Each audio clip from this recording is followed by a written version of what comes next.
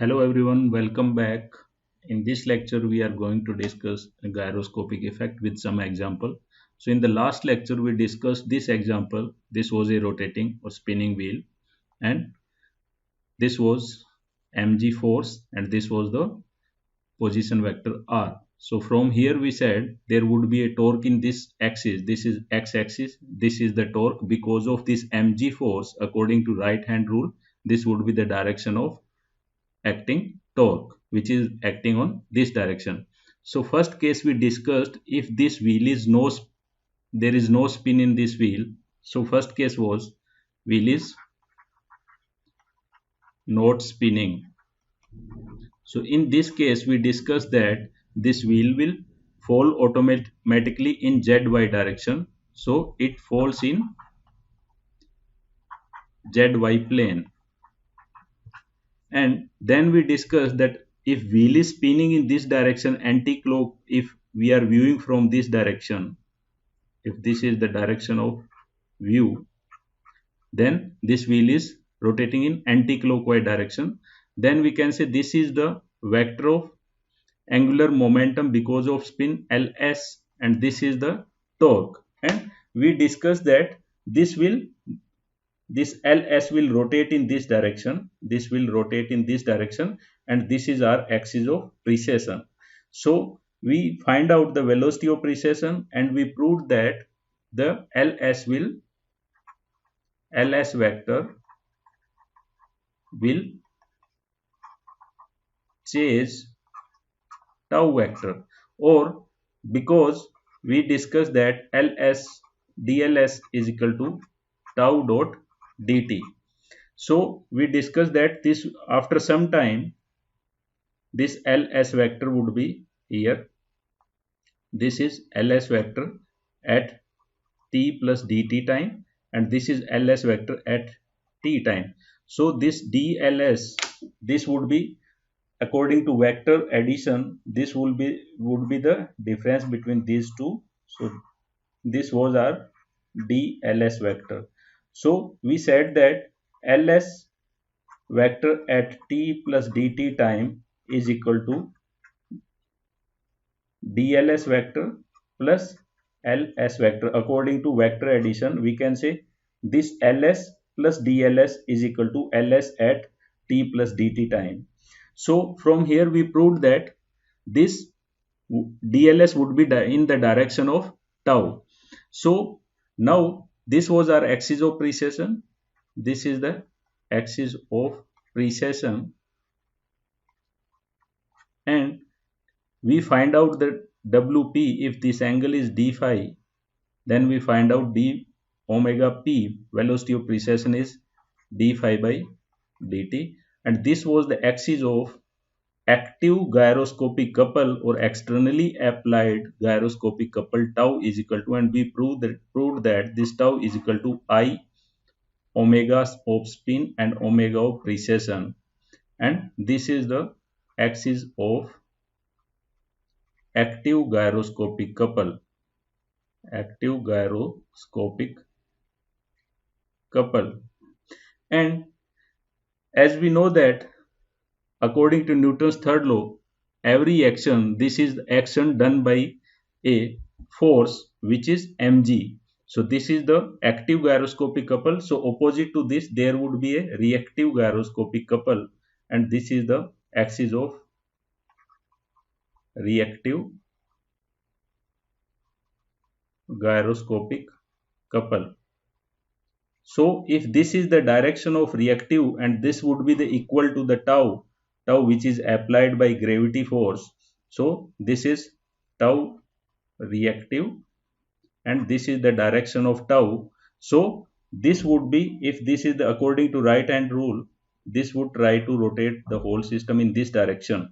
So this tau reactive is responsible to keep this wheel system in the xz plane, and it will rotate in the xz plane. So xz plane is a plane of precession, it will precess in xz plane and about the y axis. So y axis is axis of precession, and zx plane is the plane of precession. So this component, this member this tau reactive is responsible to keep this whole system in the zx plane.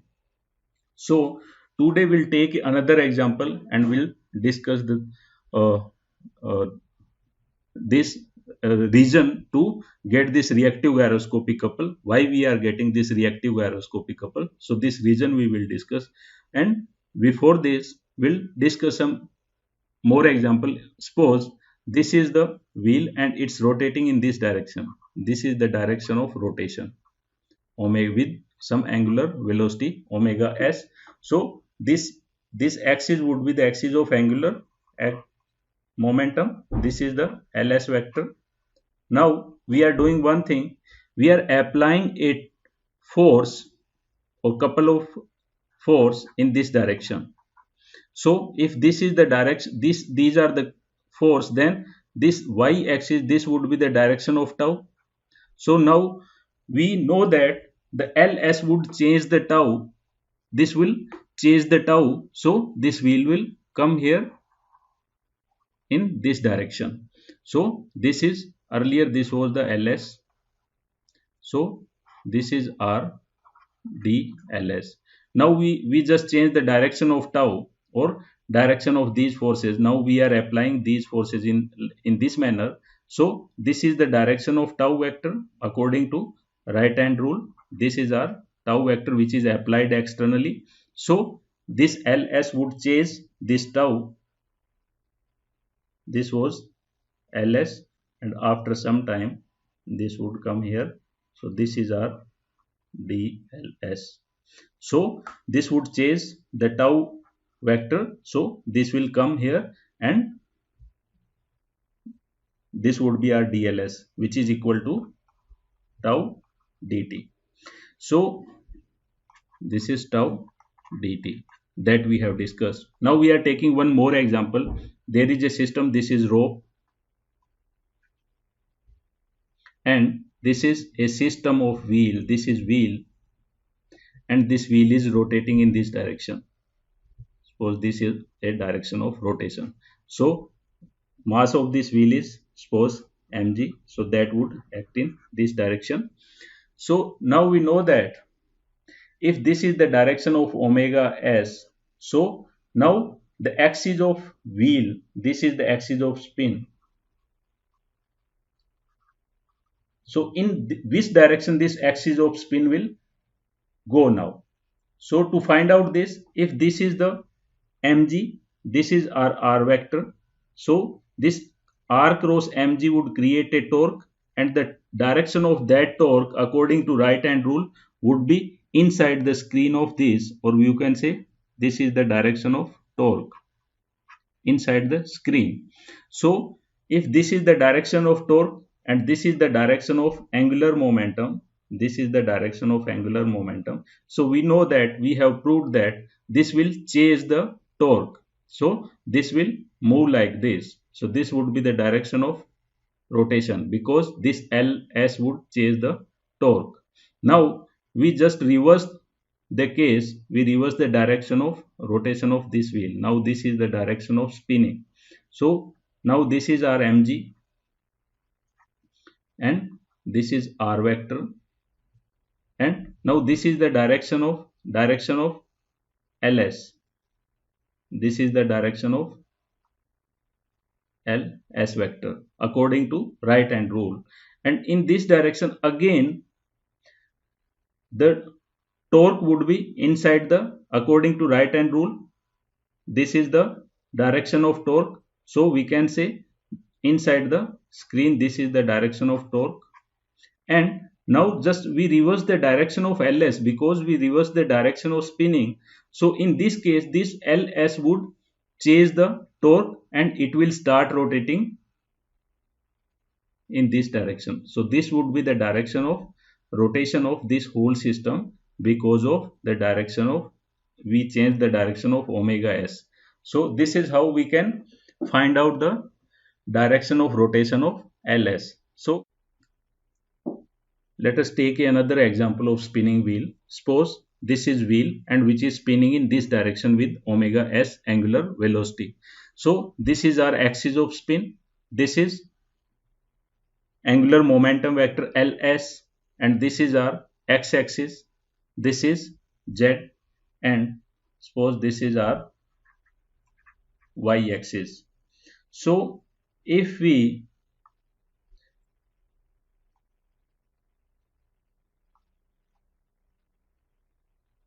take,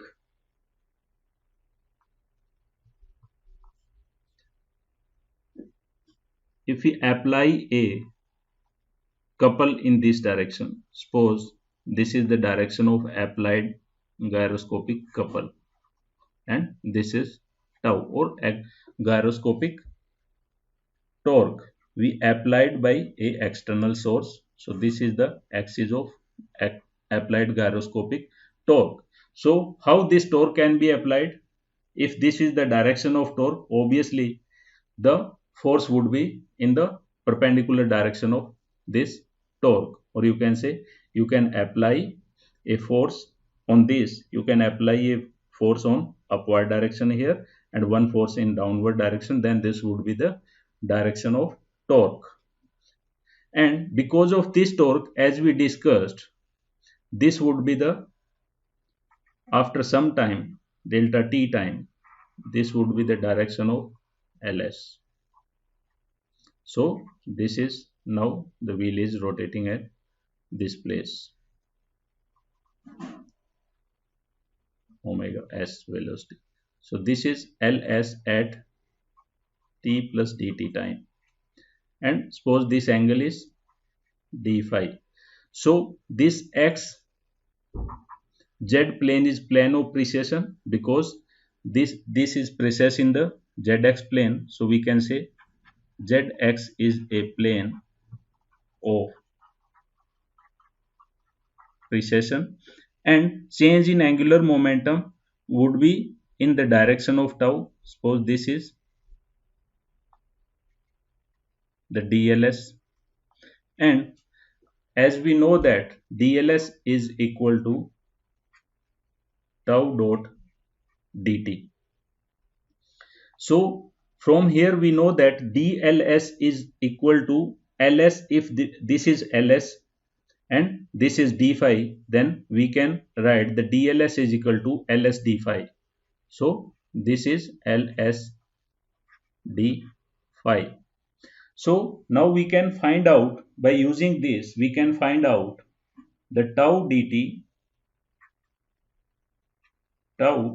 is equal to ls d phi, or tau is equal to ls d phi by dt, and d phi by dt is the velocity of precession. This is our axis of precession, this is axis of precession, and zx plane is the plane of precession. So d phi by dt is the angular velocity by which it's precess about y-axis. So d phi by dt is omega p, and let's designate the velocity of precession with omega p. So we can say tau equals to ls omega p, and angular momentum, as we know that angular momentum ls is equal to I mass moment of inertia multiplied by rotating angular velocity omega s. So tau equals to I omega of spinning multiplied by I omega p. This is the applied torque, and the direction of this applied torque is this one. Till now it's good. So till now we noted that the tau is equal to I omega s and omega p, and we also find out that this dls would be in the direction of tau only, and this is our axis of precession, this is axis of spinning, and this axis is, this is the axis of applied gyroscopic couple or torque. So as we know that from the Newton's third law, if this is the applied gyroscopic couple, there would be a reaction of this applied torque, and that would be the reactive gyroscopic couple or reaction of this, and that would be the equal in the magnitude and opposite in the direction of this tau. That direction would be in this direction. And now let's consider the reason for that. This is Ls. So if we take the component of this Ls in this direction,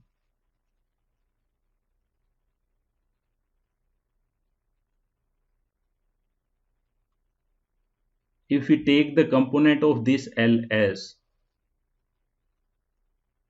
in this direction, then this is the Ls sine d phi. Ls sine d phi. This component is Ls sine d phi. And in this direction, if we take the component of this, that would be Ls d cos phi. So the change in this axis would be final is Ls cos d phi minus Ls. So the component in this direction, let's say this is, and this component is Ls cos d phi. And now the change of angular momentum in x direction, but in x direction there is a no external torque, we can say. So this moment will be conserved, or we can say if this angle d phi is small angle, then we can say there would be no significant change in this, and if there is a change in this, the speed of the rotation, or you can say Ls, will adjusted and it will rotate about this axis only, and there would be a new component in this direction, Ls sine phi. This is the angular momentum in this direction because of the precess.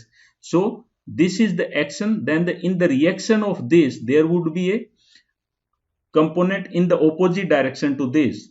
That would be in this direction. This is the reaction of this Ls cos phi, because this is the new component introduced just because of this d phi angle. So this d phi, this Ls sin d phi would be in this direction. So if this is the action created by the external torque, there would be reaction in the opposite to this direction. And if this is the direction, then because of this, or you can say there would be a torque according to right hand rule. If this is the direction, then this would be something like this. And if this is the axis of applied gyroscopic couple, so this is the axis of reactive gyroscopic couple.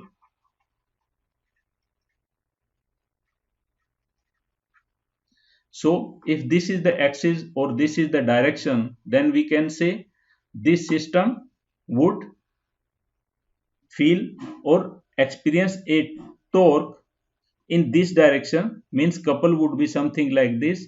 If you apply a force here and one force here, then this side of this system will get raised